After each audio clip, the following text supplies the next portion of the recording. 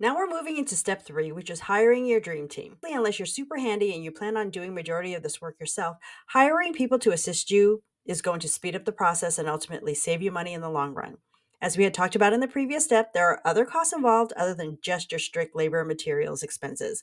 There are opportunity costs as well. So I have provided you with a quick overview of all the people that might be included in a home renovation team, from your general contractor to your handy person to a plumber. We've got your HVAC people, sheetrock folks, project manager. This is the role that this particular tool is going to help you become. You're going to oversee the entire project from start to finish. And of course, the tools included in this renovation planner will help you do that.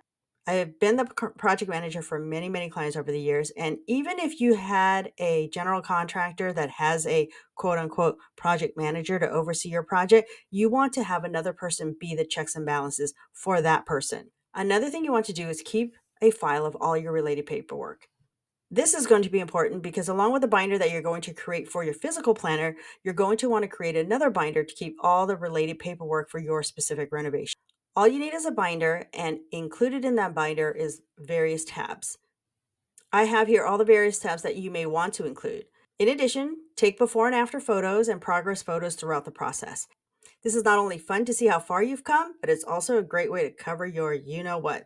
Next, we talk about home staging, which is the cherry on top of all this hard work that you put in. Once all this hard work is complete, you want to make sure that your realtor markets the heck out of this property. And one of the ways to be able to maximize that marketing is through home staging. It just kicks it up a notch and really gets those buyers interested in your property because no matter what, a naked house does not look good. It could be beautifully renovated, but we really need home staging for that finishing touch. There's a QR code here. You can scan it and find a stager in your local area. I also have here a trades at a glance worksheet as well as a vendors at a glance worksheet so that you can keep track of all the various people that you'll be working with.